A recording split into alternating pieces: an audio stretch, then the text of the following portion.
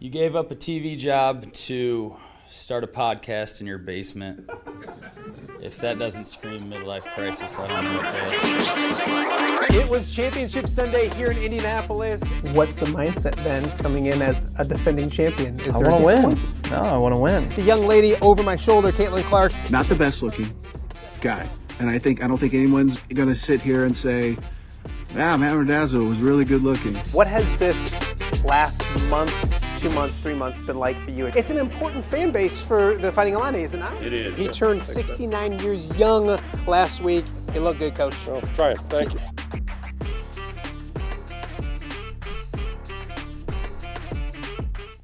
Welcome to Off the Air with Matt Randazzo here on a Friday in the Quad Cities. TGIF, what a beautiful Friday here in the Quad Cities around the Midwest. March 20th, the Friday of the the NCAA tournament. A great way to start yesterday. So many great games. So glad that you're here to join us here on a Friday on Off the Air with Matt Randazzo. If you're watching live on YouTube, we appreciate that. Thank you for doing that. If you have subscribed, thank you. If you haven't subscribed, please do so ASAP. It helps us out. It costs you absolutely nothing. Like, comment, all of those things as well. And also be interactive. We have a YouTube chat going right now, so you can be part of the show, ask questions to guests, make fun of myself, all of those kind of things. So be interactive on YouTube as well. We are live on X. X is always very, very good to us. And we're also available on all the podcasting platforms as well. So if you can't watch the show, make sure you check it out on anywhere where you get your podcast, whether it's Apple, Spotify, iHeart, Podbean, wherever you get your podcasts, put in Off the Air with Matt Randazzo. You can listen to the show. Today's a perfect day to get outside, go for a run or something like that, and listen to Off the Air with Matt Randazzo. We're also streaming each and every evening on the WHO streaming app in Des Moines. So our viewers in central Iowa, welcome to you as well. It's been a fun week so far. Super busy throughout the week getting ready for the NCAA tournament. We've also had KJ Lamont from Indian Hills, former Rock Island standout. Cooper Koch was on the show on Wednesday. So if you're an Iowa fan before tonight's game, if you want to listen to what Cooper has to say about the postseason, check that out from Wednesday. Yesterday's show, Jess Settles, awesome as always. Rob Brooks getting us ready for the Iowa women coming up tomorrow in Carver Hawkeye Arena, and a whole bunch more. So if you missed any of the shows throughout the week, go back and check them out. But we're focused on a great Friday here on the show, a busy Friday to get to. Coming up in a matter of moments, we'll go down to Florida. We'll go down to Tampa and check in with Tom Kakert as the Iowa Hawkeyes get ready to tip off the NCAA tournament tonight, 5:50 here Central Time.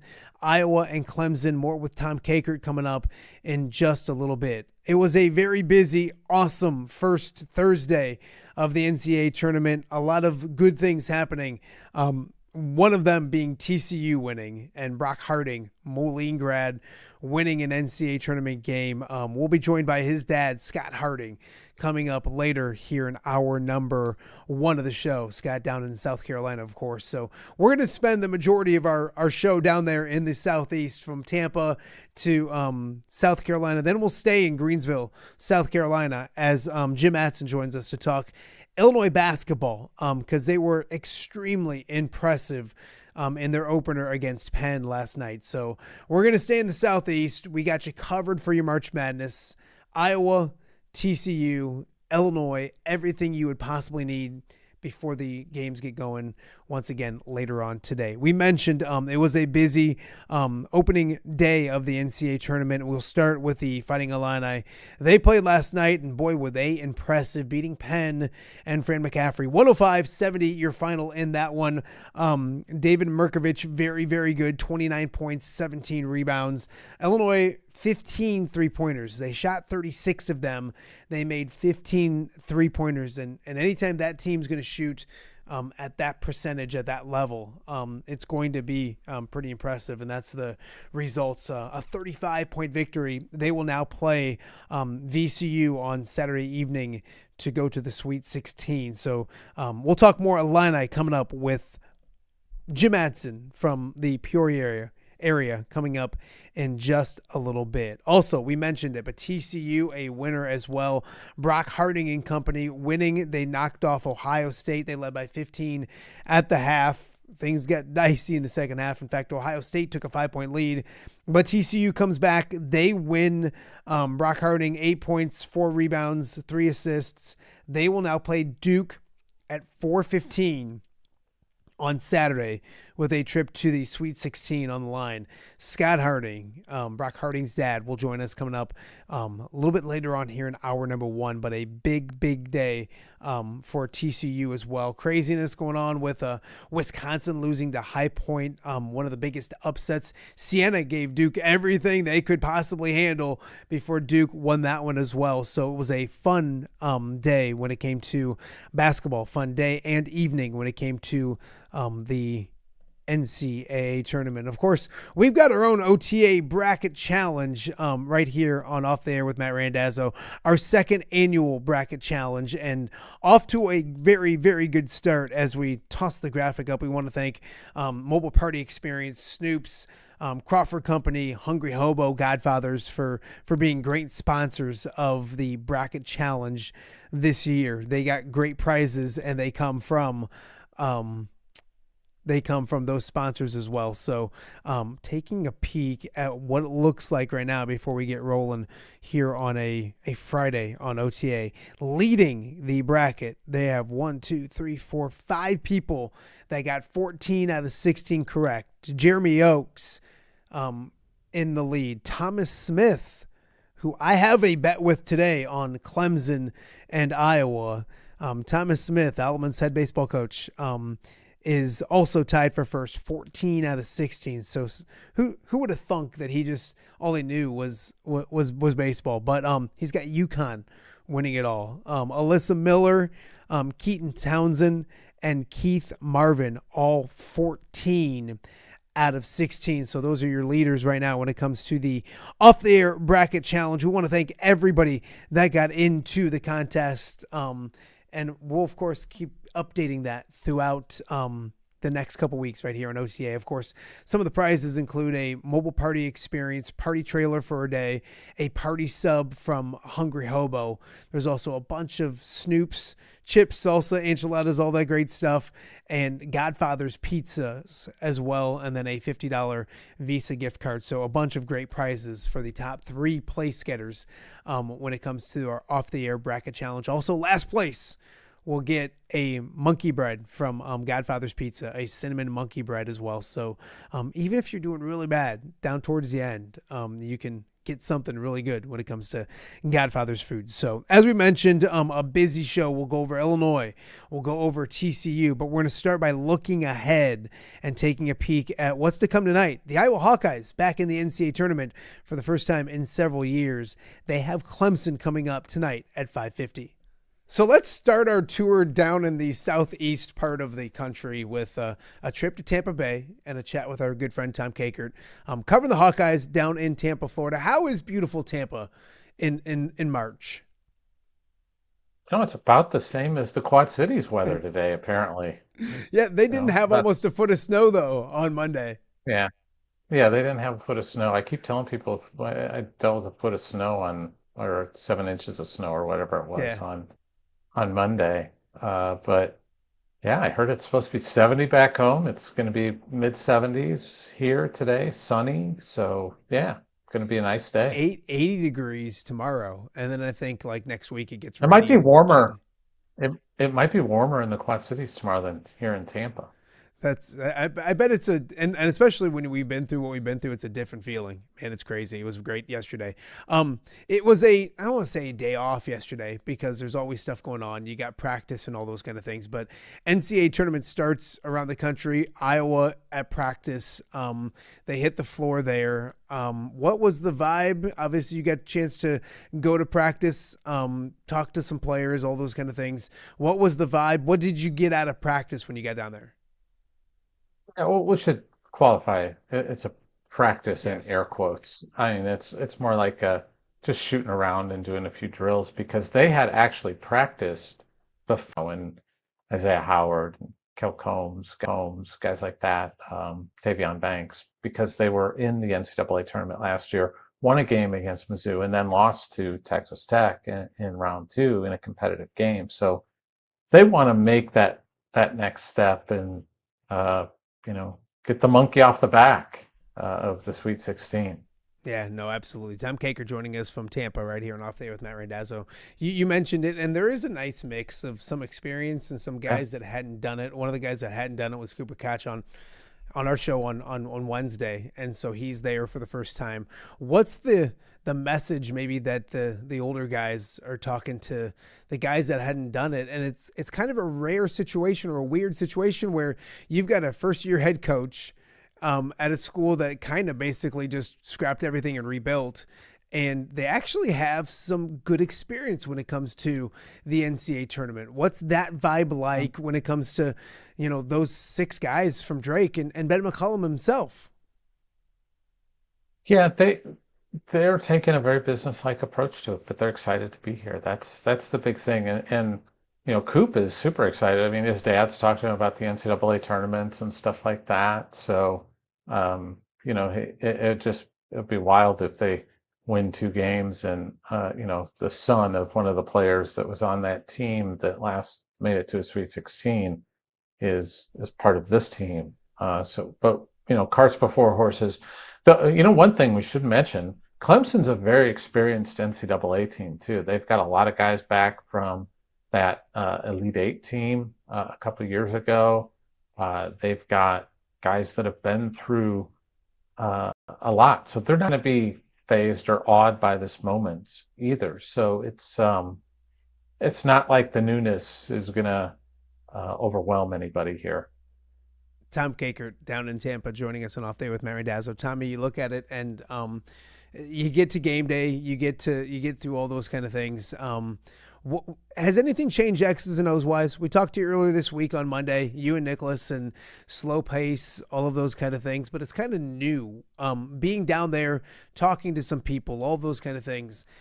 Anything change? What does it look like this evening? What does Iowa have to do to be successful and move on to a Sunday matchup with most likely Florida for a trip into the Sweet 16? Well, things that fans might want to watch for today is Clemson is generally pretty aggressive in their screen coverage up top, so they're going to try and get the ball out of the hands of Bennett Sturts as much as possible, and they'll come and run some double sometimes, is what the guys were telling me, and so they're going to be very aggressive in that area. So you might see Bennett off the ball a little bit more today, just so he can get that pass instead of trying to make a play moving with the ball. That's one thing to watch. Rebounding wise, if you look at Clemson's numbers, now again, it's a 1-game sample size, so it's hard to do, and it was against Duke, who's one of the better teams in the country. So take a grain of salt, but also something interesting. They got out rebounded by Duke after they lost Carter Welling, their center, 41-27. Iowa is 15-0 when they out rebound or shoot more free throws than their opponents. They're 15-4 when they out rebound their opponents. So so it's really a key stat there is they're going to have to hit the glass, and if they do, I think they're going to be successful. Give me an X factor. That's been my question this week to people. We talked to Rob Brooks yesterday. We talked to people throughout the week. Jess had one yesterday for Iowa. I wonder if it matches up with Tom Kakert. See if Jess and Tommy match up. Who's the X factor this afternoon when it comes to, or this evening when it comes to Iowa basketball?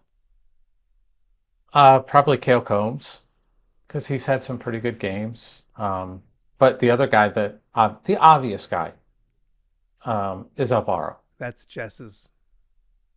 Yeah, because they're 12-1 when he scores 10 or more points. I mean, it's a big deal when he's active, when he's involved, when he's attacking the rim and shooting the ball a little bit, then he's really good and really impactful and raises this team to another level. So I think that's one of the key guys. But I also think Cale is, because when Cale's played well, Iowa's played well too. And, he's had a couple of good games especially against bigger opponents when Cale's played well. The Purdue game where they were tight with him at Mackey, just the Michigan game, I thought he played well. Just games over the season where he's played well, they have done well. So he's another guy to watch. It was fun. It was refreshing to get Cooper Koch on the show on Wednesday.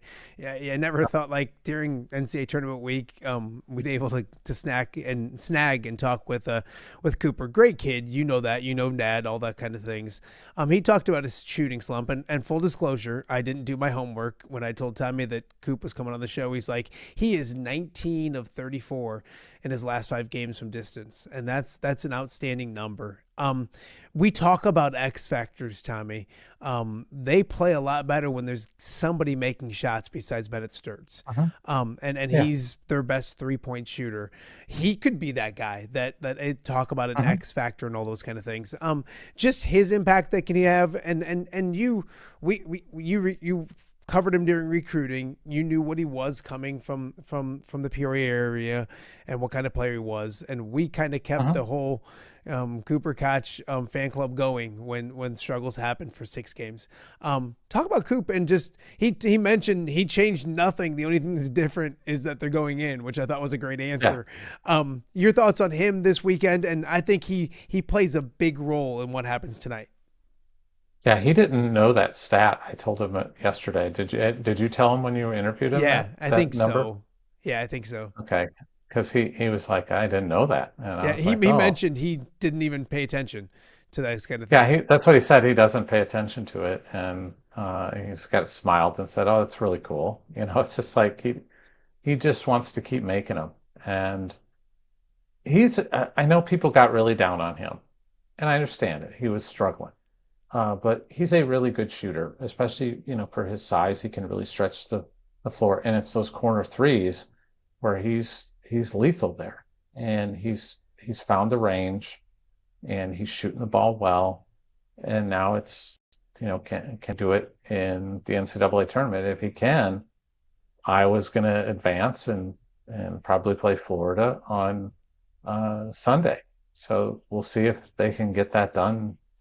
I like their chances today. I really do. I think they've got the best player on the floor in Bennett.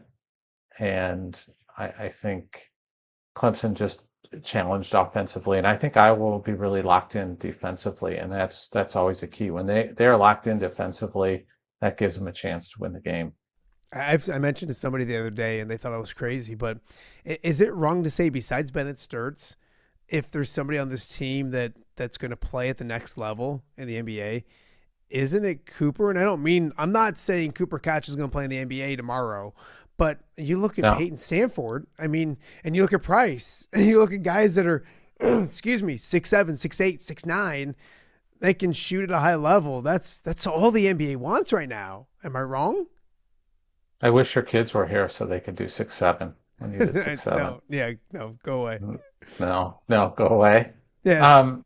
He could be like, like Duncan Robinson is in the NBA. The guy they always people bring up. That's the guy everybody brings up. Yeah. Tall white dude that can just shoot it and makes plays. And Coop's a really good passer, and that's part of the deal there too. So yeah, he could be somebody like that and play in the league as he continues to develop. I think he's got a lot of game, and I think he's going to continue to get better. And I think Ben McCollum's going to surround him with players that'll help him get better, which is even more important. You mentioned you were we have a text group that we spend too much time in, and you mentioned yesterday in it that you were at the arena already talking to Texas Tech's head coach about Ben McCollum, obviously very close. What'd you hear from him? What'd you talk to about with him?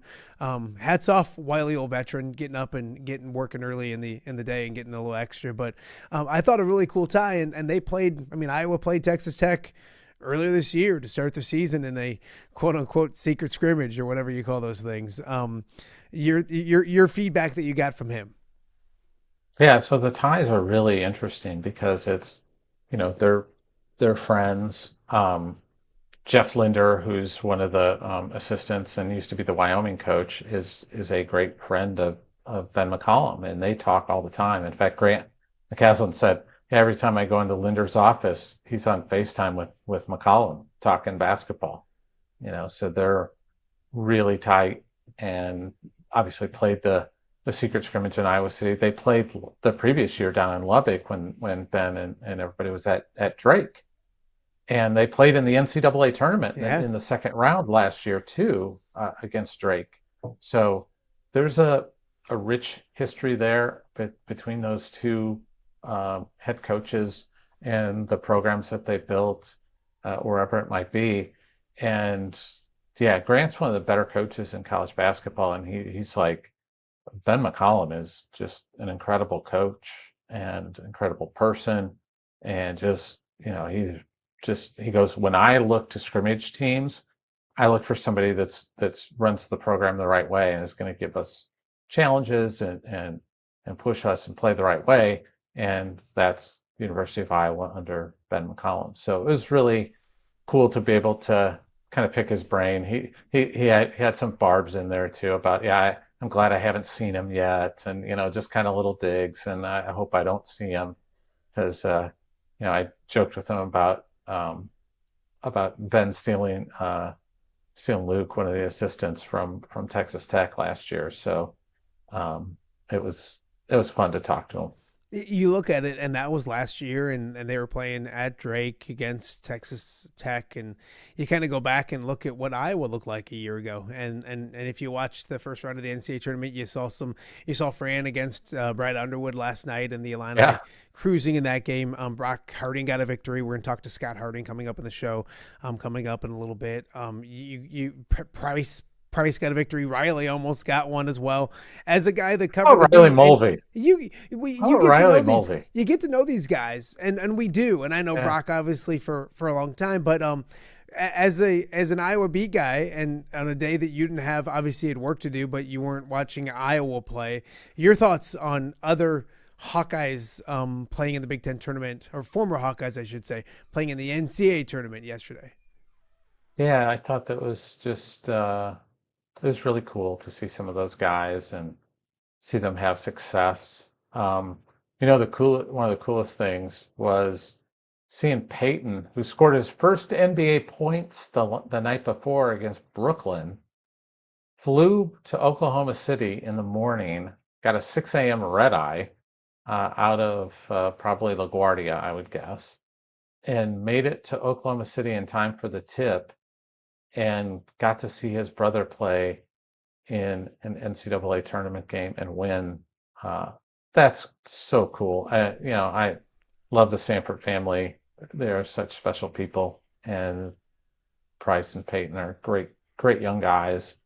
And that's some special stuff for them, and to experience that. I get it. I agree with everything you just said, but isn't it weird a little bit?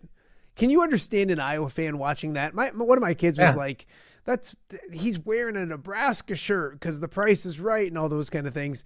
It's also a situation that they had no control over, if that makes any sense. Yes, they could have gone back to Iowa, all those kind of things, but it was the day and age of college basketball. It is weird in a way, isn't it? Yeah, it's like you get a divorce, but you still care about the person. It's still, it's what it is. It's just, it's okay. It's okay in this day and age. Yep. It's just, you can still, neither, Price may have kind of done some online stuff that maybe he shouldn't have, or whatever, just kind of having some fun with Iowa people or whatever. But Peyton's been nothing but respectful. Yeah. The fact that he's over there, it's not like he put on like a University of Nebraska shirt. He put on a shirt to represent his brother. Yep. And everybody should understand that. It's not like he's wearing, yelling GBR or something, or like our friend Don, who wears Iowa stuff and then wears Nebraska stuff. Whatever team's winning is what he wears that day. Hey, that team, and I think, you're great. They won an NCAA tournament game and all that kind of stuff. Congratulations. Welcome to modern basketball. But thoughts on the Big Ten in general. Ohio State loses to TCU, a really good basketball game. You got Wisconsin losing to High Point, and then you look at some of the other Big Ten teams, and Illinois, very impressive. Michigan pulled away, and obviously they're number 1 seed. Michigan State looked great. Your thoughts on the day that was for the Big Ten? I think the big boys showed out, and the shocking one to me, or the surprising, I shouldn't say shocking because nothing really shocks you, but the Wisconsin loss, because they just, they just kind of pissed that one away.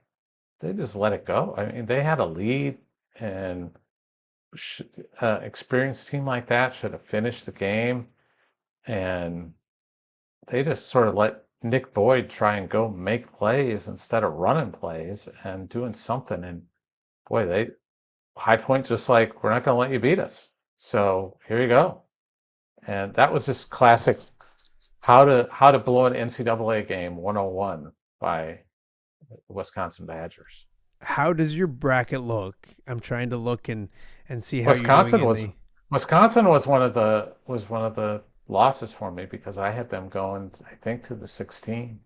Yeah, I think most people did. I have a son that had them in the Final Four. I just kind of had them because I thought with Blackwell and Boyd, they could win a couple games. Now I regret because I wish I would have listened to my son and went with Arkansas going a little deeper. Charlie Randazzo did have High Point winning. He's very proud of that. He was I think he was looking in the pool, and I think there was only a couple people that had that. I'm trying to find Tom Kakert, and I keep on scrolling. Was it not a great day for the old bracket, Tommy? It might have not been. I can't remember. I missed you. Like you're there someplace. I can't scroll over. But anyways, let's focus on Iowa today, and then we'll let you get out of here. You got a busy day. Give me a thought on how this game looks. I think it's obviously one of those games that's going to be played in the 60s and 70s, maybe 70s, probably 60s. What does it look like? Do you have your prediction online? Give us the good stuff. Give us what people need to know when it comes to Iowa tonight. Yeah, I think rebounding is important. I think getting to the foul line is important. I think those two are really, really, really critical. And if they win both of those, Iowa's going to win. And I have Iowa winning 70-65. So I have Iowa barely getting to 70. But I kind of think first one to 60 wins. So that's my prediction. 60 to, what is it again? First one to 60 wins. So what was your overall prediction? 70-65? 70-65. I like it. What other game there has you the most intrigued before we let you go? Probably that Akron game with Tech. Yeah. I think that Akron's your guy John Gross. Yeah, the former Fighting Illini former head coach. He's been good. Tom, he's been good there. Yeah. There's some talk he might get the Butler job. I was going to ask you, and this is Fran's not interested in that job, is he? No, I wouldn't think so. Yeah, I didn't. Somebody asked me that the other day. They're like, with Butler open, is that something that he would be intrigued with? I'm still looking, Tommy. I don't think you may have just not even, you're so bad in this thing. I'll find you eventually. I filled out a bracket. Yeah, no, you're in here. I just got to find it. It's just, you're not at the top. They wouldn't let me change the name. They wouldn't let me change the name. Yes, I remember. Because I tried to enter as the Dazzler, and they would not let me do that. My mom's in last place. Poor Mama Randazzo. That's not right. Anyways, Tommy, you got a big day ahead. The Hawkeye Report is where you find everything. I know Kyle's doing a great job. He'll have the women's action going on as well. But the men are almost forgotten about sometimes, Tommy. So carry the torch down there. HawkeyeReport.com is where you can find everything. Media food, good, bad? You don't know yet, do you? No. Well, don't know. Hopefully it's better than the food that you had to stomach yesterday. Yes. Little A little food poisoning for Tom Kakert yesterday, but he's back, Yeah. feeling better, and ready to rock and roll. All right, my friend, I'll let you go. Be good. All right. All right, that is Tom Kakert down in Tampa, joining us to talk all about the Iowa Hawkeyes. They have a game coming up tonight at 5:50 when they will take on Clemson, see if they can get into the round of 32, and it would be a most likely matchup with Florida coming up in round number 2 of the NCAA tournament to go to the Sweet 16. Coming up after the break, a lot to get to. We're going to talk Illinois basketball with Jim Mattson, who's down in Greensville, South Carolina, and also down in Greensville, South Carolina is the Harding family. Brock Harding and TCU winning yesterday, former Moline standout. We'll talk with Scott Harding as well. So we're going to basically do the rest of the show down in South Carolina. We'll do it next right here on OTA. For over 65 years, Lindquist Ford has proudly served the Quad Cities. And they're just getting started. Looking for a new ride? Check out a healthy mix of new and quality pre-owned vehicles ready for you. Need service? Skip the waiting room. With free pickup and delivery and mobile service, they come to you. No delays, no hassle.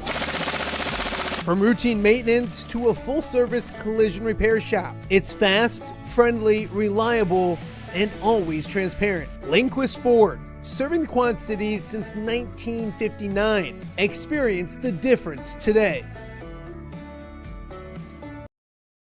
Hey, I'm the Crawford guy. Ooh, do you guys always speak at the same time? Sorry, guys. I'll go first.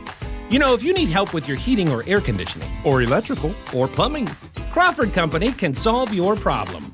But what about your problem? What problem? Do you not hear yourselves? Take it from me, the Crawford lady. And me, the Crawford guy. Crawford is the comfort company.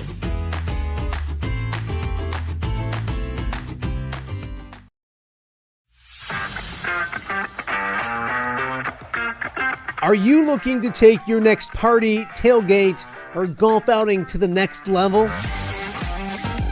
You need mobile party experience. MPX features 3 top-of-the-line party trailers equipped with all the amenities you need to party like a rock star. Smart TVs, Yeti coolers, JBL sound systems, grills, bathrooms, and much more. Mobile party experience is an experience like no other. Check out my-mpx.com or call 563-514-1470 and book your mobile party experience today. Give me the keys. Learning to drive can be stressful for both the student and, yes, the parent as well. Relax. There's an easy way to avoid the stress. Skiles Driving School in East Moline has been helping new drivers hit the road with confidence for over 20 years. Whether you're a teen earning your first license or an adult looking for behind-the-wheel training, we've got you covered. Their certified instructors are patient, experienced, and use modern vehicles equipped for safety and comfort. From classroom instruction to real-world driving, we make learning safe, affordable, and even fun. Call 309-278-0098 or visit skylesdriving.com. Skiles Driving School. Get in, buckle up, drive your future forward. Welcome back to Off the Air with Matt Randazzo here on a Friday in the Quad Cities. March Madness is in full swing. The Illini did a fantastic job last night. They're moving on to the round of 32. Iowa and Iowa State will look to do the same later today. But a lot of the eyes in the Quad Cities were on TCU. We talked about it earlier in the show. Brock Harding and the TCU Horned Frogs moving on in a thrilling game against Ohio State. They are into the round of 32 as well, meaning a NCAA tournament victory for Brock Harding. And joining me now from beautiful South Carolina is Brock's dad, Scott Harding. Second time in 1 week that you've on the show. I don't know if that means my show's crap. I don't know if that means you've reached a new level. Like, I don't know. I know. I've been at that level, Daz. And I understand what you're trying to do with the show. But even having ourselves on this, no, I'm just kidding. You got nothing else going on to throw my butt on this show. So yeah. No, Yeah. it's awesome. And I got so many text messages and Twitter stuff and DMs about Brock winning yesterday. I guess the first question, the easiest question is, what was that like to watch your son play, and not just play, but win a thrilling March Madness basketball game? You know, it was it was surreal. When we did the send off at the hotel in the morning, it was almost emotional. I am not gonna lie to you. Just seriously, just seeing that. But then you get to the game, you know, all of a sudden it starts, and you know, we're this and that, and then halftime, and I'm like, okay. And then it was, I don't know, the emotions, the roller, and it went by in a blink of an eye, right? Survive in advance, and obviously they did, but goodness gracious. And parents survive like heart attacks in advance. You look at it, Scott, and it was a 15-point lead at the half. Those are nice. I had people texting me like, TCU's good, all this kind of stuff. You knew there was going to be a run. What was the vibe at halftime with yourself, maybe others? You knew it's March Madness. You knew there'd be a run. Made you sweat a little bit. It wasn't going to be as easy as it looked in the first half. You knew that. No, absolutely. And right, I mean, it's, and we lived this the whole Big 12 season. You know, there was never like, okay, we're going to walk in here, and college basketball, there's runs, right? And they have the kill shot. I don't know if you follow that much, but they always talk about the kill shot in college basketball. Like, what was the point that the kill shot happened? Well, you never see the kill shot in a game. It's like a 10-0 run. 10-0 runs happen a lot. Well, I saw something on Twitter at halftime. Brock hit that three before half, and they said kill shot. I'm like, no, that's a goocher. That's not a kill shot in the first half. And I kept looking at the scoreboard and talking to Brody and Shannon, and we're like, uh-oh. Am I still here? Yeah, but did you see the cat-like reflexes? That's impressive. Yeah, it's Puma Cat DNA. But no, and I'm like, Thornton only has 5. That's not good. He's gonna get going, right? I mean, Bruce Thornton's Bruce Thornton. So yeah, then to go down 5, I'm like, come on, man. But yeah, no, it was crazy. Scott, you've watched way more basketball games than probably you and I would like to admit. And in the NCAA tournament, usually you're sitting at home and you're watching a thrilling game like that, and it's fun and it's March Madness. And then sometimes it's your team, like maybe growing up watching Illinois in a crazy game, or for myself, Iowa. What's it like in a game like that you've watched so many times in your career, or not in your career, but your life, and then you realize that's your kid out there? And how much does it go up? How much is it amped up being your own kid out there playing basketball? I seriously can't explain it. And I like to, I guess, try to pride myself saying that I just hang out and watch, which I kind of do. Honestly, I don't really cheer much. I just watch because I'm not into that. And I found myself yesterday in a completely different place. It was just different. It was, yeah. If I had the Apple Watch on, I probably could have checked the heart monitor. It would have been up there a little bit. But yeah, it was crazy. I love it. How's his face? I mean, he's your kid, Good. So I already feel bad for him and his face and all that kind of stuff. But how's that? it? I gotta go. What? Yeah, right. I gotta go. That's a big man. Like, Bruce Thornton is a grown man. The face that took a bump, got back in. Were you worried? What was that like? Give me an update on that face. Wasn't worried. Honestly, I wasn't like worried when he went down. Mom was worried. Shannon was worried a lot. Brody and I weren't worried. I'm like, he's good. Get up. And then we saw a video while he was laying there. We saw Brody pulled a video up. I'm like, oh, like that was Bruce, Big Thor got him. And then obviously we went like, all right, are you going to be concussed? This can't happen. Like, you are not going to be concussed. That's not an option. And then we could watch the video again. I'm like, he didn't hit his head, which, you know what I mean? It was just, he got smoked in the face. So he, after the game, he got 3 stitches, and it was in his lip, and we hung up with him last night. He's fine. Yeah. Yeah. What was afterwards like? When do you get to see Brock after the game? Obviously, and it's probably a blur, but what was that like to see your son after he won an NCAA tournament basketball game? You know, we didn't see him. We didn't see him until the hotel because just the way it's set up, the players go out underneath and get on the bus or whatever. So we are now. If we would have been the second game of the session, I'm sure they would have came out, which they typically do. But it was nuts in there. There was so many people, which is a good thing. Obviously, you couldn't walk anywhere in there or do anything. But so then we watched the Duke game in Siena and then walked over to his hotel and hung out with him there for a little bit last night. And then he came out and met with us a little bit later and watched some of the games. So it was pretty cool. What's that first conversation like? Saturday's coming.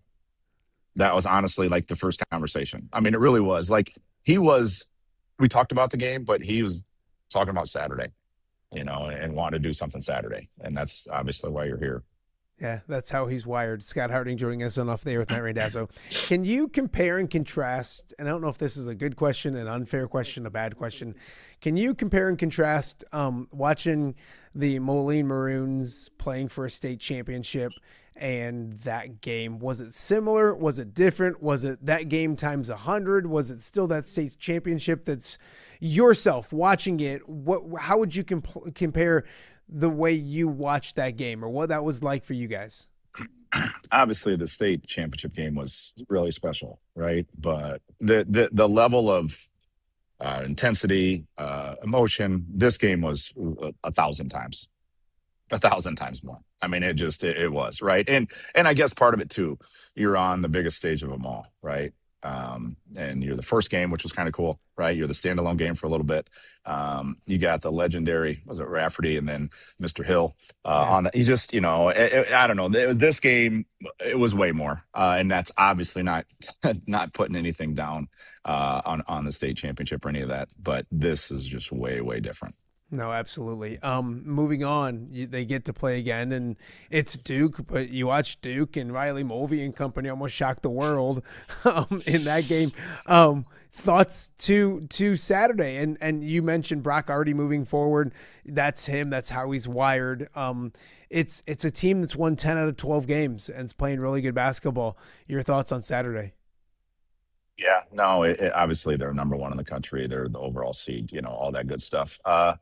But I mean, these guys are going to guard, right? And I'm just talking to Brock. He's like, yeah, we're going to guard and we're going to try to rebound and we're going to see what happens. I mean, that's just the way they are. I do, obviously the Big 12 is a gauntlet, and all the P4 conferences are, but I think the Big 12 might be, to quote what the commissioners say, the Big 12 is the second best basketball conference in the world, right behind the NBA. So it's physical. So that's not that, and the positive is they've already played the other three number one seeds. So now they've at least, they played all four after Saturday, the number one seeds. So that's, they're going to show up and they'll compete. They won't be afraid, and see what happens. Scott, I think we talked about it on Monday, which it's twice in a week. That's just nuts. That's just too much. God, that just tells me what these ratings are doing. I mean, how bad they are. You look at it. There's nothing else to do. You look at it, and we talked a little bit about it, but I went and looked. I think it was March 27th last year that Brock committed to go play at TCU. It hasn't been a year yet. Have you been able to sit back and go like, that's a year worth of my son's life and your family's life as well. Yep. And the twists and turns and the places it's been. If we would have sat here, a year ago and I would have told you, hey, this is what's going to happen. And we texted during the transfer portal process. But if I would have texted you back, hey, dude, it's good. He's going to win an NCAA tournament game and play Duke next year to go to the Sweet 16. What would you have told me? That'd be really nice, Daz, if that's going to happen. I would say to you, that's a lot though, right? But there's one guy through all this, Coach Boussard, DB, we call him, Dwayne Boussard, one of his top assistants, one of his Brock's main recruiters.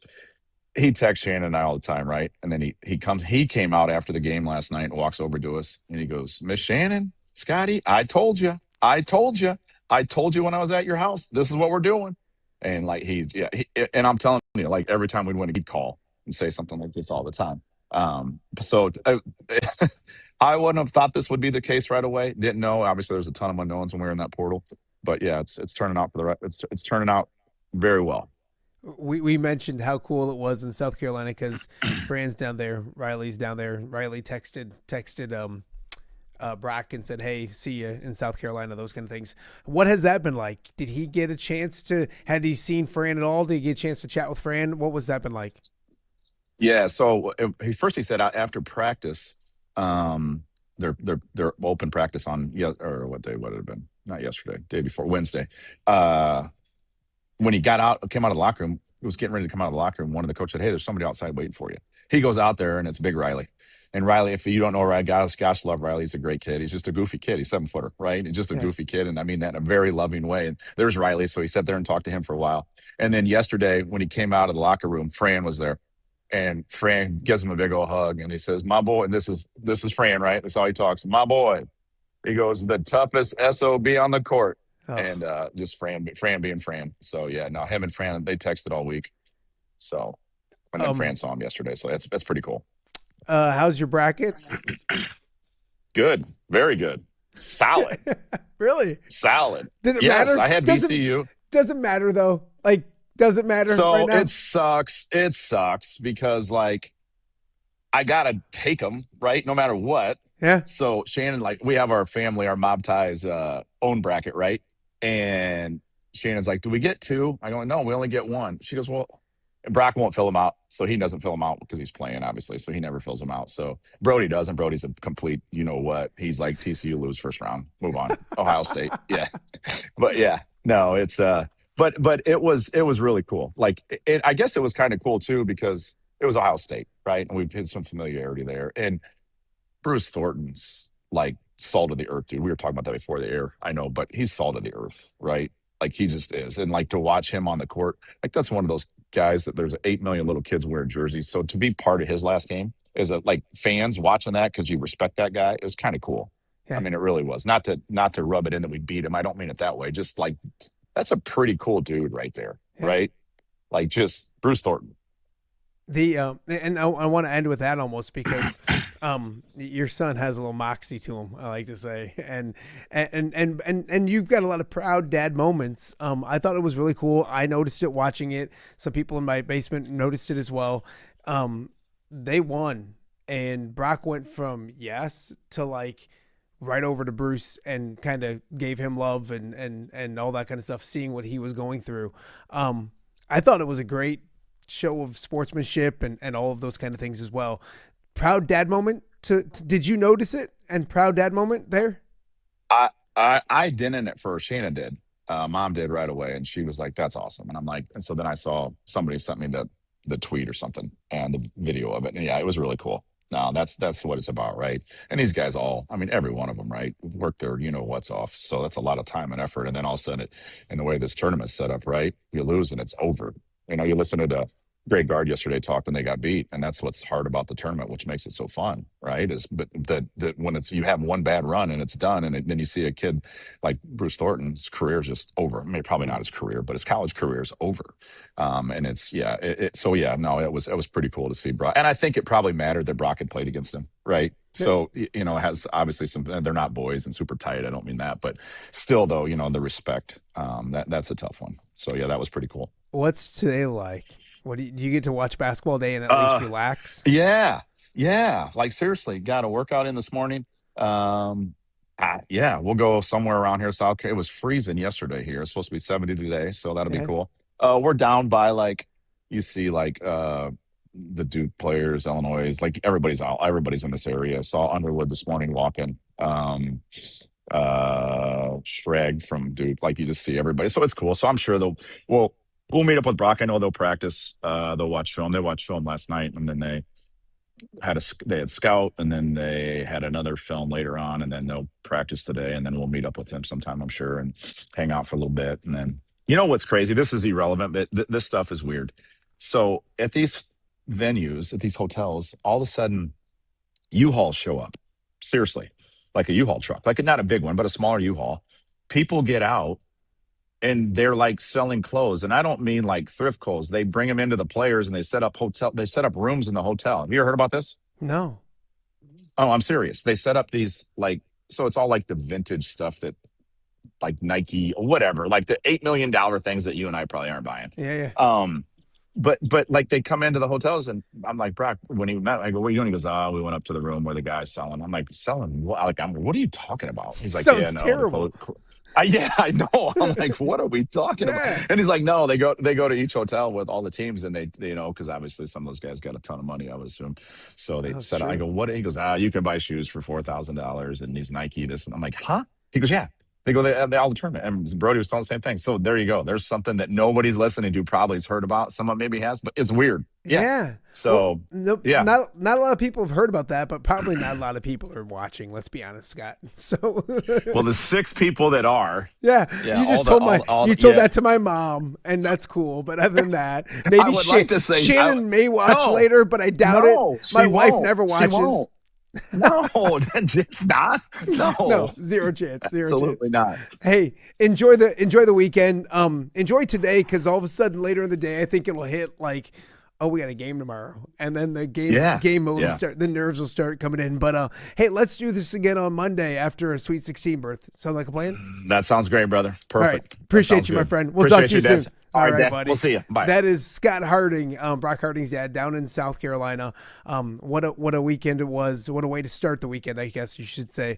Knocking off Ohio State. Brock Harding getting a NCAA tournament victory, and they get number 1 seed Duke on Saturday. And the Quad Cities, I'm sure, will be watching TCU along the way as well. I know I've done this for a while, but it's funny because there was a lot of Wisconsin fans around the area when Ethan was doing what he was doing, and Stanford when Chasen did that, and obviously Iowa fans with Nicholas and Joe Wieskamp and all that kind of stuff. So you'll see a lot of purple. You'll see some TCU fans here in the Quad Cities, and that's a very cool thing. We got more to get to. You watch an OTA on a Friday right here in the Quad Cities. All right, be honest. Are you craving Hungry Hobo again? You know, that fresh sliced meat piled high on those amazing sandwiches, hot off the grill chicken and steak with all those delicious toppings, the biggest and best selection of baked potatoes, or simply some waffle fries dipped in cheese. Well, now that Quad City favorite is even easier to get. Download the Hungry Hobo app today. Order ahead, skip the line, and earn rewards all at the same time. There's Double Points Monday and exclusive specials as well. With 12 locations in the Quad City area, it's Hungry Hobo. Now even easier to find, but still hard to resist. Rafferty Funeral Home, dedicated to serving families in the Quad Cities since 2007. Hi, welcome. Here, come on in. An experienced staff plans each service to reflect the unique life and legacy of your loved one. Rafferty Funeral Home is proud to serve our community with dignity, respect, and compassion, helping you to celebrate your traditions and lasting memories no matter your faith, culture, or budget. Rafferty Funeral Home in Moline. Call today to discuss prearrangements.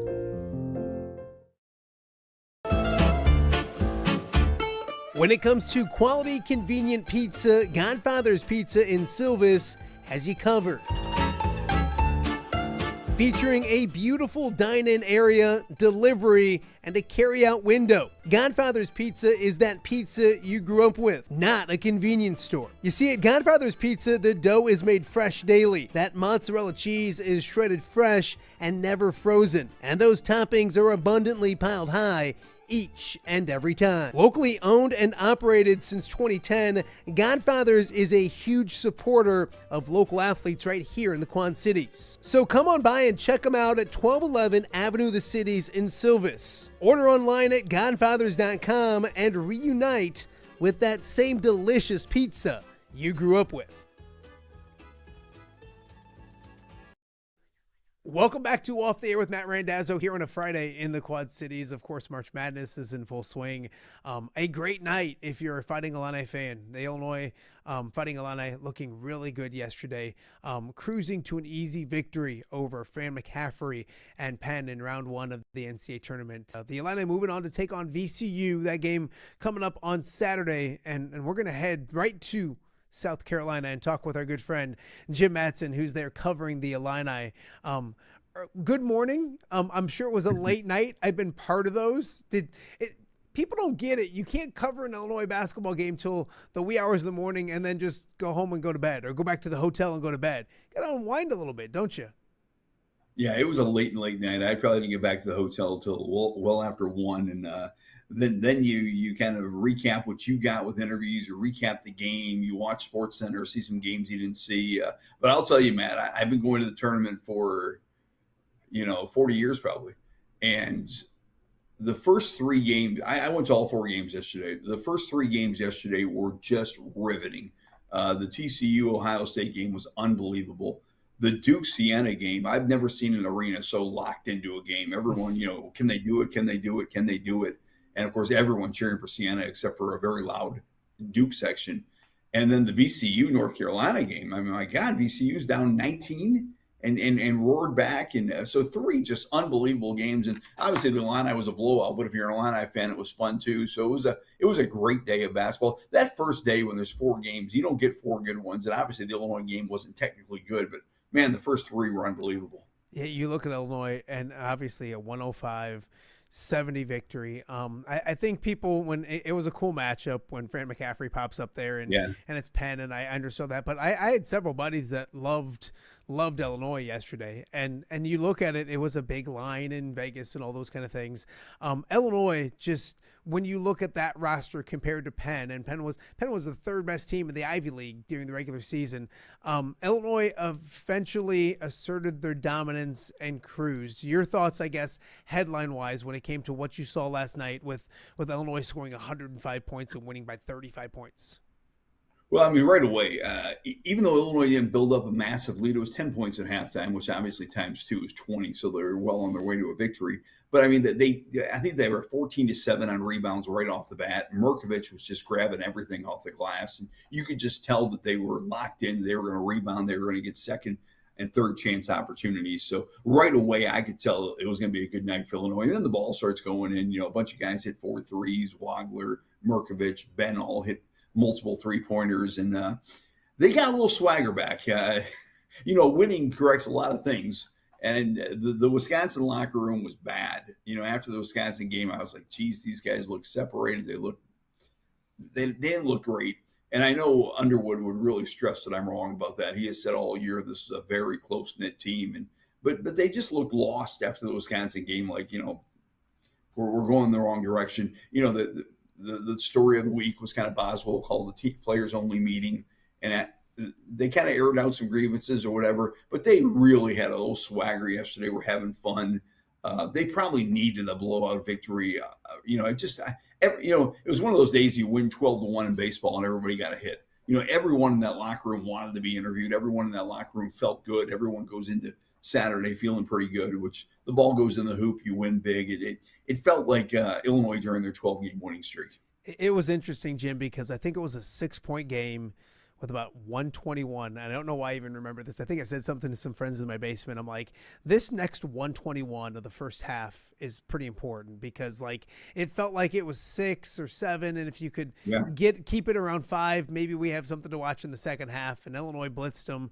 I think they were up by 10 at the half. I think, but they got up to 13. They hit a bucket late to keep it a little closer. But Jim, in the first half, and this is my problem with Illinois this year, and there's not much to complain about a 35-point victory, so I don't want to be that guy, but why did it take so long it felt like they could score at will inside. It felt like, and a lot of times they were scoring in the first half because they'd miss a couple threes, get a bunch of offensive rebounds, and then eventually get fouled or get a putback, all those kind of things. They were so much bigger than Penn. Yeah. And they still shot 36 3-pointers. And I get it. It was when you make 15 on a night, it results in 105 points, but it felt like they should have been up. And this is, again, splitting hairs. What took them so long? Why was it a 10-point game of the half? It felt like it should be, and it's the NCAA tournament, nothing's easy, but your thoughts on just, they love to shoot threes still. It's crazy to me sometimes. Well, a couple things. I remember, I asked a similar question to Bruce Weber one time, and Bruce was like, well, do the math. We're up 10. We're going to win by 20. Yeah. You're not happy with a 20-point win? It's hard to be up by 20 after 20 minutes. And, even Wagler and some of the guys said it felt different. It felt like our first big dance. Stojakovic's first big dance. He said it felt different warming up. So I think there was a little bit of, I don't want to say jitters, but a little bit of feeling out for Illinois early. Sure. But I just felt they had high energy the whole game. Now, to your question about going inside, a couple of reporters kind of pressed Tommy about that earlier on the practice day, and Tommy Visic said, we're the number 1, number 2 ranked offense in the country. The coaches want us outside shooting threes. They want driving lanes. I do what the coaches say. If they want me to go inside, but it's hard to argue with the results. Mm-hmm. I'm with you. When to me, if you're hunting for the best matchups, my God, Illinois had a bunch of great matchups yesterday. Yes. This wasn't like Illinois against Michigan, where Michigan has a bigger athlete at every position. Illinois had a much taller player in every position. But, a lot of Illinois' offense is chasing down rebounds. A lot of Illinois' offense is shooting threes and, getting like 40% of those threes back if they miss them and getting more opportunities. And obviously against a team Illinois was far taller than and far superior athletically, that they dominated the second chance points 29-7 on second chance points. So, are they going to do that against VCU? I doubt it. Are they going to do that moving on to the tournament? They're not going to dominate at that rate, but that kind of is their game. But regardless of anything else, I just thought the energy to rebound was huge early. They were tipping balls, they were grabbing balls. Merkovich was setting the tone. The guy next to me was kind of the same thing. It was 26-13, and then it was 26-22. Yep. And he's like, "Do you think are you getting nervous?" And I said, "No, they're playing hard. I think they're fine." And obviously they were. Yeah, you look at it, Jim, and I guess what I told somebody, I'm like, it's almost instead of throwing it inside where I thought there was a huge advantage, they just shot a 3 first, and if it went in, great. Yeah. If not, they didn't worry because they were they were getting 3-4 cracks at it on the offensive glass and eventually putting things away. David Merkovich was really, really good last night. For a freshman, you look and you can start picking out only certain amount of freshmen have had 25 plus points and 15 plus rebounds in an NCAA basketball game. But when you look at his stat line, and efficient as can be, 11 of 17, 4 of 7 from 3, 29 points, 17 rebounds. Just did an offensive rebounds. He had 9 offensive rebounds. 9 rebounds in a game is outstanding. 9 on that end alone. What did you see from him? And we talk about X factors in March all the time, and everybody knows about Wagler and Boswell and Stojakovic.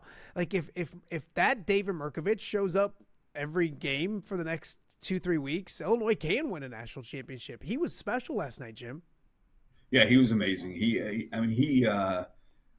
just a brute of a man. He's like 6'9", 250. He's got these big old shoulders. He's just he's just a huge guy, and he's not, a slam dunker. He's not a guy that jumps off and makes SportsCenter top 10. But boy, when he's rebounding like that, I asked him, I said, have you always been a rebounder? Because normally rebounders are a little crazy and they, I'm going to get the ball. And he said, no, I really wasn't until I got to Champaign. And, I saw that's what coach wanted. And that's my way to get on the court. And that's my way to, he kind of compared himself more to like a Luka who passes the ball and a great creative offensive player. And then I asked Underwood about that. And Underwood said he was a pretty good rebounder when we saw him overseas.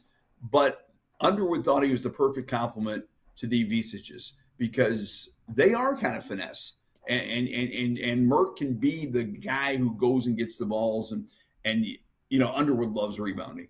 Mm. So he said he just loved watching him yesterday. It was fun. I was like, wow, every time a ball would go up, I'd start watching Merk, and he was going to go get that ball. He was going to Rodman. He was going to find a way to get to that basketball. And, the referees let him play a little bit, and he banged and got a whole bunch of rebounds. But, yeah, he can be – this is a team that's pretty finesse.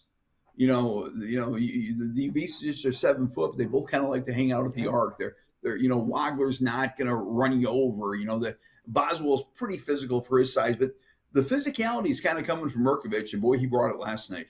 Yeah, Illinois really long, not right, but just so long, but not as you mentioned, no big bulldog inside, and Merkovich kind of brings that way. Jim Mattson joining us right now on Off Day with Matt Randazzo. I want to look next and then a big picture because we haven't talked to you since the brackets came out. But next is VCU, and I think when the brackets came out, people looked and said North Carolina without the best player is a favorable matchup, but you're down there in the Carolinas, and I'm sure there's plenty of Duke fans and North Carolina fans, so that kind of eliminates that kind of aspect of it. And you were there watching the VCU North Carolina game. Your thoughts on VCU? The first thing that pops out to me is, once again, just matchup wise, Illinois' size compared to VCU has to be an advantage going into Saturday's game. Your thoughts moving on, VCU, what you saw. I think if you would have told anybody a couple weeks ago Illinois has to beat VCU to go to the Sweet 16, they'd sign up for it in a minute, right? Oh, very much so. I mean, it's remarkably similar to 2 years ago. Illinois played Moorhead State. Close game first half. Illinois blows them out second half, feels good about themselves. Then they played Duquesne. I can't remember but Duquesne had pulled off an upset. And Duquesne was the 11th seed. And I will caution Illinois fans, VCU is not Duquesne. They play a much tougher schedule. They're much more athletic. They have a pedigree. They have a tradition. They felt like they were going to beat North Carolina. I kept watching that North Carolina game saying, I think VCU is as good as North Carolina, and they were down by 10, 11. They got down by 19. But the ball wasn't bouncing their way. But, man, they play hard. They do have a 6'11 kid from Serbia, Djokovic, and I was impressed with him. He actually gets a lot of paint touches, but he did step out and hit some threes. But he's much more of an inside-outside guy than the way of the Illini usually Visic. So he got a lot of paint touches. He got a lot of three-point shots as well.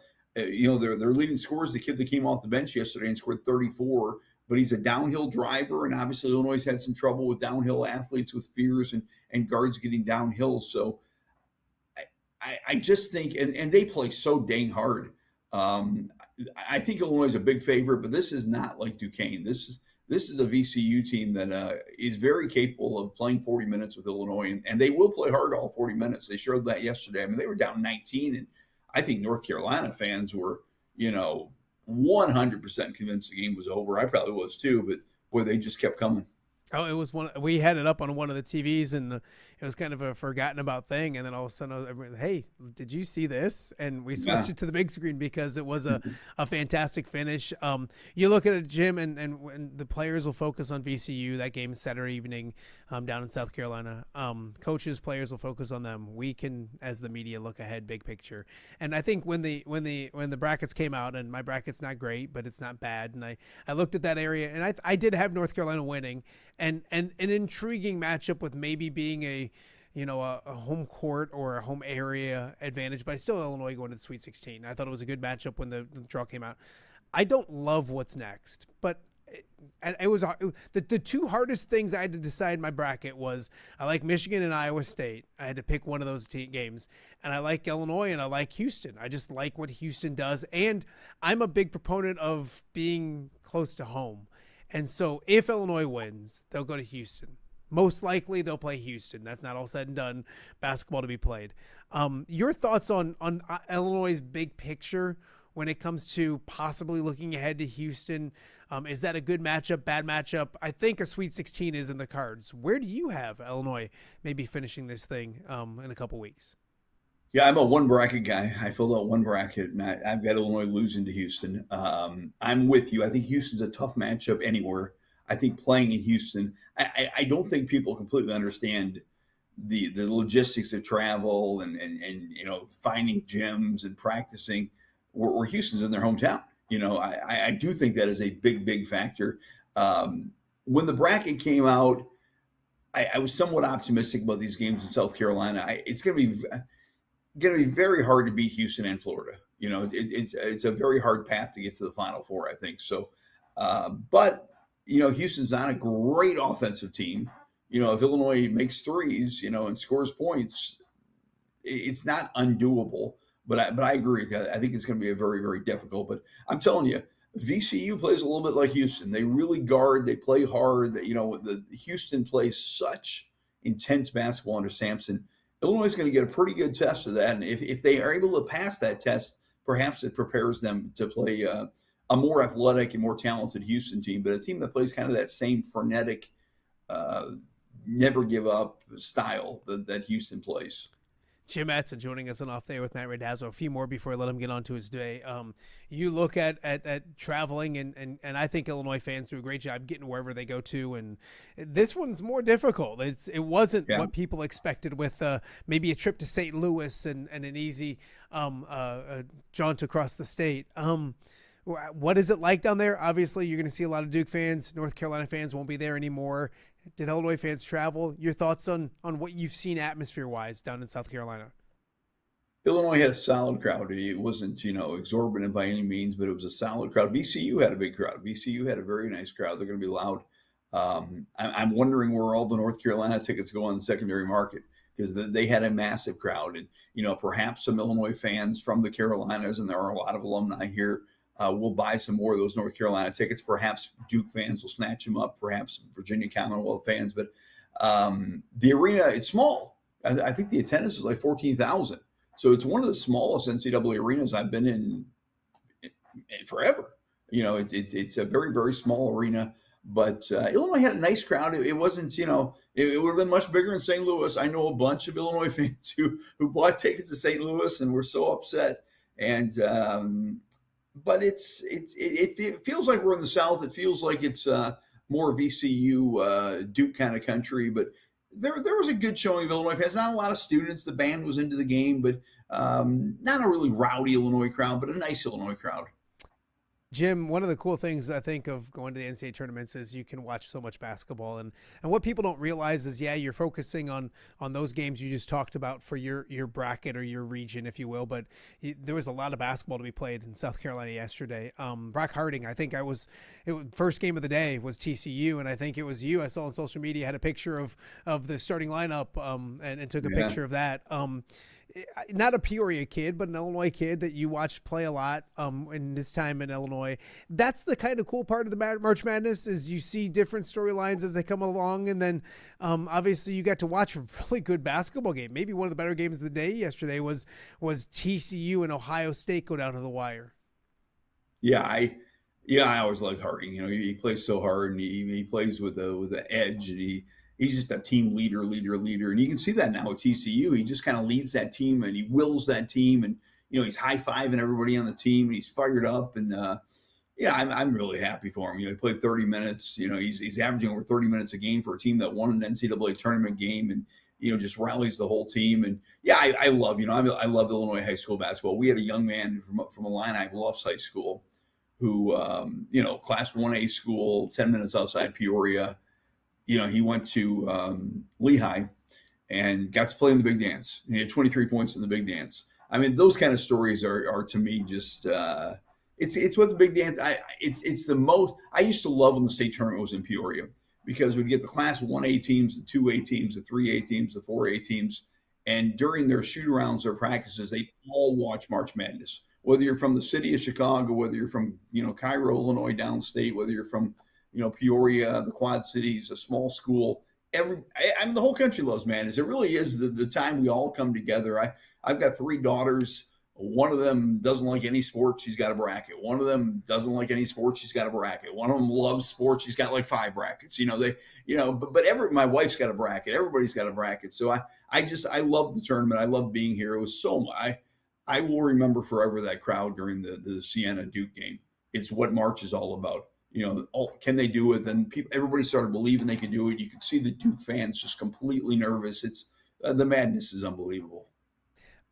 Before we let you go, take me through your day today. I know Illinois will practice. It's kind of a practice day. You might get to watch. That's the beauty thing, is you watched a ton of basketball yesterday, but in person. Now maybe a little more. I don't know what you're. And then obviously game time tomorrow for Illinois. I know it's an evening game. Let people know about. That's all official. So what's it look like today for you? And then obviously a busy day for you tomorrow. Yeah, today I'll get over there and do some interviews with some of the players. Illinois, I think player availability is like 3:30 South Carolina time. I'll do some live shows at 5:30 and 6 during the news. But then and if it's 10 o'clock, get ready for tomorrow. It's kind of, today's kind of a slow day. The first 2 days is just wall to wall. Like I worked, I flew in Wednesday, worked all day, flew in Thursday. I went to all 4 games, did some interviews, had some fun. But today's kind of a slower day, which I need. Yes. I need a little slower day today. But, and again, it's so weird because, I always say Selection Sunday for me in the media and for you in the media, it's the closest thing I know to like the NFL draft or the NBA draft. I'm sitting in a room. Sometimes I'm sitting in that room, not sure if I'm even going to get selected. Like, is my media group even going anywhere? We might not be going anywhere. I might be going to St. Louis. I might be able to drive. South Carolina, how the heck do I get there? Check some flights.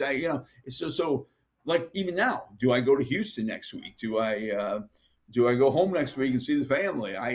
It's a weird work situation for sure. And but it's fun to meet the media members from across the country, and half of them went home now because 4 teams lost, and half of them are going to be here today and tomorrow. So I'll get a little better media seat tomorrow, I guarantee you, because half the people went home. That's the beauty thing. I used to, one time Dan Burch told me a long time ago, he goes, there's going to be times that you root against Iowa, you root for Illinois and all these. I'm a young kid. I'm like, no, I'm not going to root against Iowa. And I go back to the Iowa losing against Richmond 14 versus 3 a couple of years ago. Right. We're in Buffalo, and like the 12-year-old me would have been like furious and distraught, but like me, I was like, well, I'm gonna be home in time to watch basketball with the kids on Friday, like those guys. And Selection Sunday, you're 100%. It was weird this year because usually I'm watching going, and I still did. I was like, well, this person's gonna be with that person. First thing I said to my wife was like, Brock Harding and Illinois are gonna be in the same location. Like, how great is that? Because I remember Chase and Randall was in St. Louis with Stanford back in the day, and that was huge for us because you don't think about those things, but it'd be great to get him when he went to the Sweet 16, all those kind of things. So no, I love it. I understand it completely. Jim, enjoy the slower day, enjoy the basketball, all those kind of things, and good luck to the Illini. We'll catch up with you again real soon. Thank you, my friend.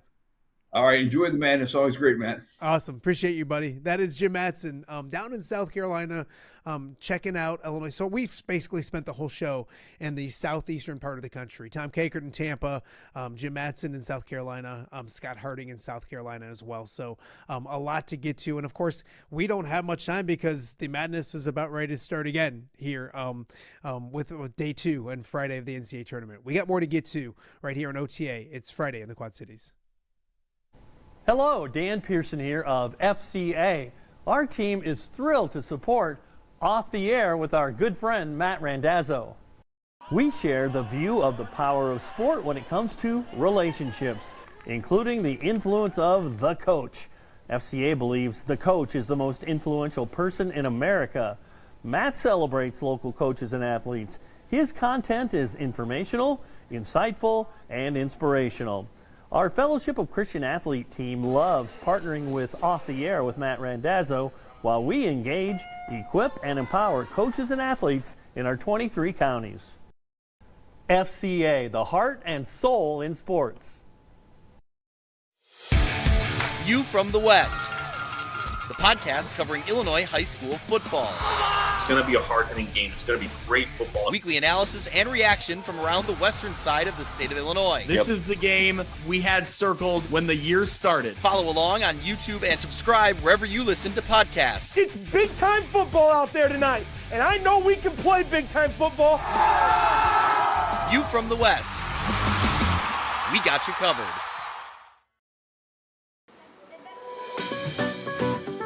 Are you looking for the Quad City's best chips and salsa? There's only one dude to turn to. Right on. Snoop. Hand-cut chips, fried fresh with that crunch you've come to love. And the most addicting salsa with delicious fresh ingredients each and every time. Pick up your chips and salsa, queso, enchiladas, and much more at the Stern Center in Rock Island. To place your order, simply call the man himself. It's Snoop at 309-314-8197 and find out for yourself what the rest of the Quad Cities already loves.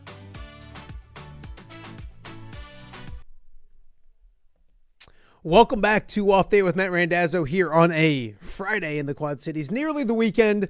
I feel like it was the weekend starting Wednesday evening because this first weekend of the NCAA tournament feels like a holiday weekend, if you will. Games are already starting today. Kentucky and Santa Clara just tipped off what should be another great day of college basketball. Thursday and Friday of the NCAA tournament, special days. Days you just love. You love them growing up. You love them as an adult, all of those kind of things. Baseball throwing a little wrench into my plans today, which is a good thing. You started the week here in the Quad Cities with 7 to 8 inches of snow, and you're like, we're not playing any baseball anytime soon. There's some high school baseball today, so I'll get to go watch my son play, and then get back to watch some basketball later on this evening as well.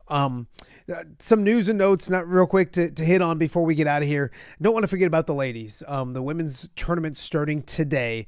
Best of luck to Western Illinois. We had Allie Meadows in on the show last week. Western Illinois standout. Former Central DeWitt standout.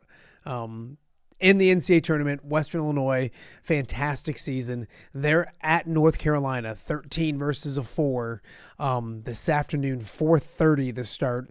That game's on ESPN News. So I kind of joked yesterday. I have 5 TVs in the basement, and I'm like, I'm good because I'll watch all 4 games and then toss whatever you want on the other station.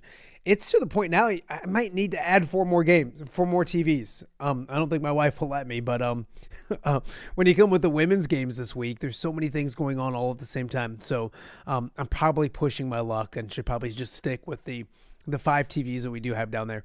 But the Western Illinois playing at 4:30. We wish them the best of luck. Of course, we previewed a lot of Iowa women's basketball this week. Kyle Huseman's been on. Kyle was on Tuesday. John Bonenkamp on Tuesday as well. So if you want to get caught up on the Iowa women, Tuesday's show is a really good one. Also, yesterday's show, the voice of Iowa women's basketball, Rob Brooks, joined us to talk about their game tomorrow. Iowa playing tomorrow against Fairleigh Dickinson. That game is a 3:00-ish start at Carver Hawkeye Arena. So if they win, they play Monday. They will win. They'll play Monday. So we'll talk more about them on Monday as well. But the ladies and also Illinois women, they are taking on Colorado tomorrow. It's like a 3:30 tip-off tomorrow, I believe, on ESPN2. Yeah, 8:30 tomorrow. So plenty of women's basketball to get to over this weekend as well. Again, the Iowa Hawkeyes playing tonight. 5:50 is the tip time down in Tampa. If they win, they will take on most likely Florida. Florida playing today as well. 1 seed's a few scares yesterday. Siena gave Duke everything they wanted, and then Michigan was fine, but it was a close game at the half, and then they pulled away in the second half. They were by 30 at one point. So Michigan looking good as well. So those number 1 seeds, 2 are through, and 2 will most likely join them coming up today as well. So also want to thank our guests for being here. We covered everything today when it comes to March Madness here in our area and locally as well. The men's stuff, we mentioned Iowa State playing today. I believe that's a 1:50-ish start. They take on I'm drawing a blank on who Iowa State plays. Tennessee State. So they play right now. Kentucky and Santa Clara are playing right now. The winner of that game plays Iowa State coming up on Sunday as well. So Iowa State in action and Northern Iowa in action as well. We had Mark Woodley on last week talking about the Panthers. Northern Iowa playing today. St. John's 6:10 to this evening on CBS is that game. The Iowa game is on TNT if people are wondering that as well. So a ton of basketball to get to this week as well. Before we go, I want to update and talk a little bit about the WQA. Excuse me, I almost said the old employer, the off the air bracket challenge, and great sponsors are allowing us to do it. It's off and going. Great response this year, more than doubling what we had last year. So thank you to our sponsors for supplying the prizes, if you will, and supporting the contest.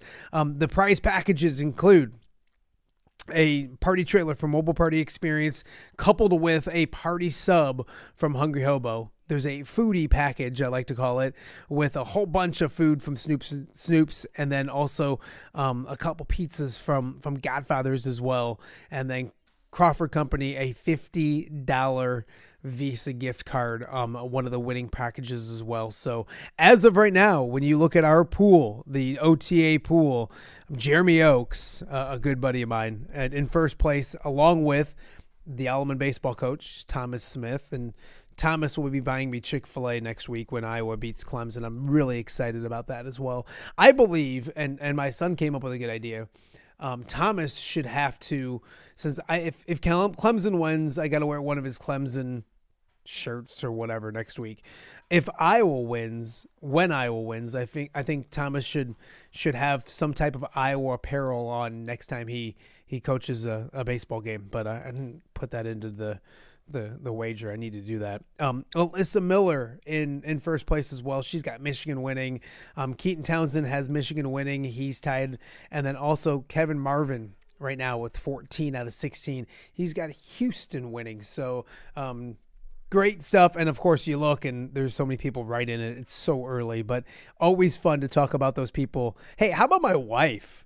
She is 13 out of 16 and has Houston winning as well. So yeah, she's like the star of the family right now, which is saying something when you live in a house with a sports guru like myself. But that's probably not the case as well. So anyways, I want to thank all of our guests for joining us. Tom Kakert from the Hawkeye Report down in Tampa covering Iowa and Clemson tonight. You can get all your coverage, everything you need at the Hawkeye Report. Tom will be back with us, I'm sure, next week to recap things as well. He likes Iowa tonight. I'm not being biased or anything. I do like Iowa tonight. I do think they win.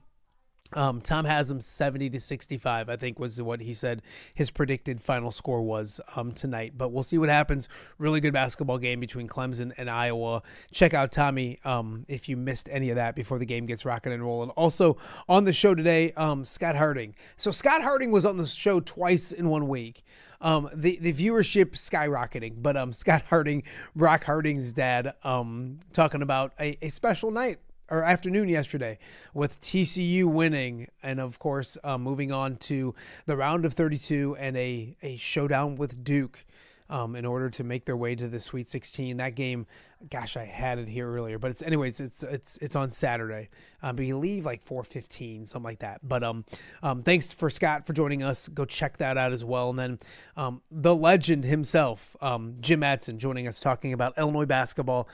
How about a 35-point victory? And Illinois is just, it's weird because I even said during the interview, like, man, they won by 35 and they were super impressive and they made 15 threes, but it was like they could have gone inside whatever they wanted to. And they shot a lot of threes and they made them against Penn, which is great. And that adds up to a 35-point victory. And if they do that against, VCU, Houston down the road, they're going to win a lot of basketball games. If they don't, it worries me because they do shoot a ton of threes. But besides all that, 35-point victory, super impressive.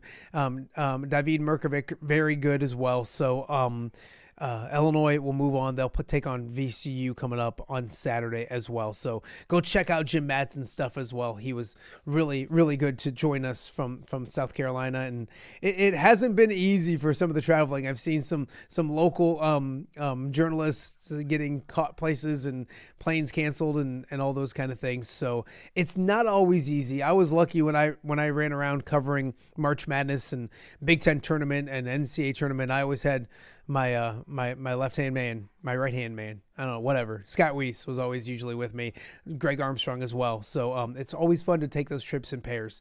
So a lot of fun when it comes to those days as well. So anyways, thank you guys so much for joining us. Again, if you missed any of the shows this week, I know it's a busy basketball weekend, but go back, check them out. They're all available on the podcasting platforms as well. So if you're running around, a beautiful weekend coming up here locally in the Quad Cities, make sure you toss the show on the podcasting platform and listen that way as well. And we'll have another really busy week of shows next week. And I believe, I'm trying to think when Easter even is, because that's the next time I'll take some time off, like Thursday, Friday of Easter week.